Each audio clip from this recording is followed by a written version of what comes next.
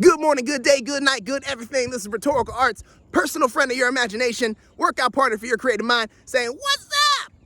Good morning. I'm out of this nice, beautiful walk here.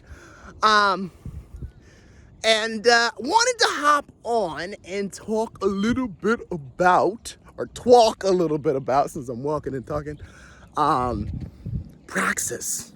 I was talking to a friend about Praxis, about what it does, what it's supposed to do, whether it does anything or what it's there for, and blah, blah, blah. In terms of like specifically in this context, I think creative practice. And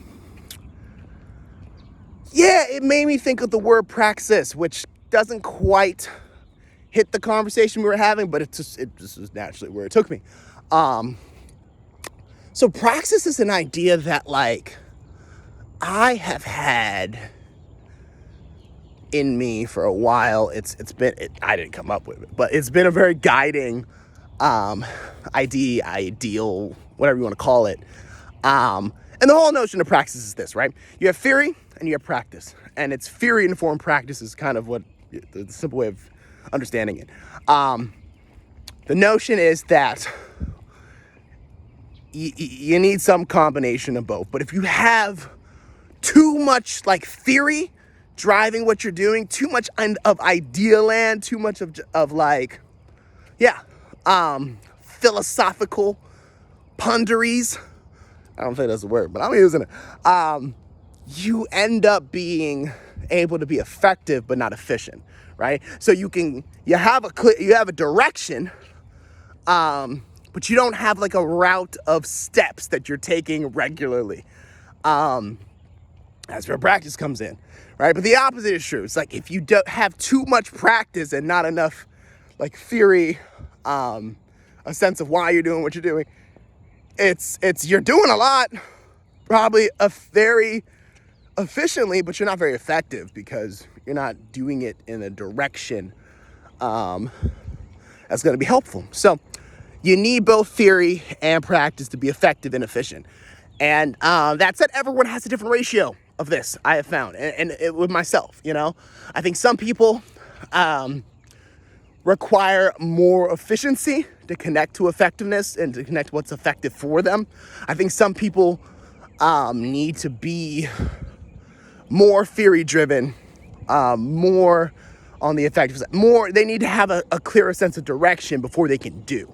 And kind of makes me think of the whole gardener architect thing, which is a different conversation. And actually not really, because I guess like gardeners, that is kind of gardeners. Gardeners just like to do, more so they're like, yeah, let me just hop into this writing project. Let me hop into this thing and let me just grow it and do it and water it. And, I don't really need a plan. Whereas architects, in terms of writing, like they like to have the blueprint. So yeah, that is kind of a similar connection where like gardeners are more on the practice side, and architects are more on the theory side. And that's the thing, like an architect who puts together this blueprint. And by the way, yeah, just look up architects versus gardeners if you're like, what the heck is he talking about?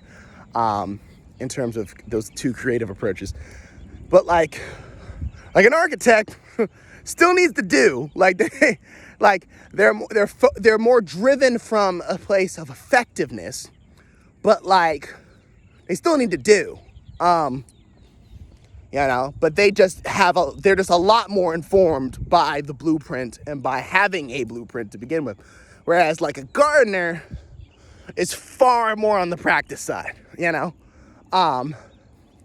but even a gardener, as they are going, there's a sense of more information shows up, right? They're informed more as they explore. And so there is some sense of plan that accrues. There is a sense of idea that grows, of values, of direction. It just happens more developmentally than in the very beginning. But like, so yeah, I think everyone going to the practicing, like everyone has their ratio. I have found that I get too stuck in fairyland, like way too stuck in fairyland.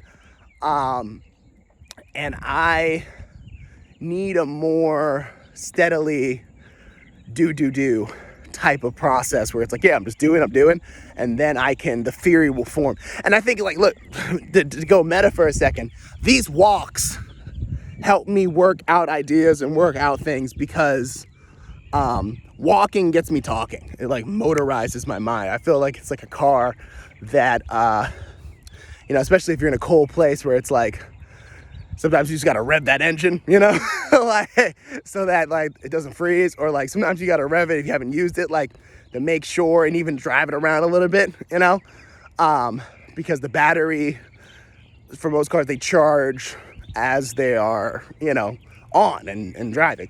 So it's like in the same way, I think I tend to be on that side. It was like, let me start off doing, and then the thinking will actually support what's being done. The ideas will come in the doing process.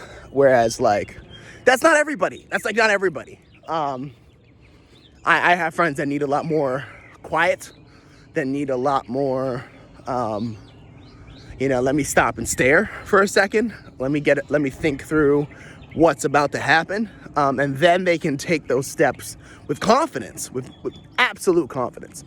And then some people I think are 50-50. So, curious where you find yourselves in that spectrum of conversation, of praxis, of theory-informed practice. Again, rhetorical arts, personal friend of your imagination, workout partner for your creative mind. And I'm gonna go back to this.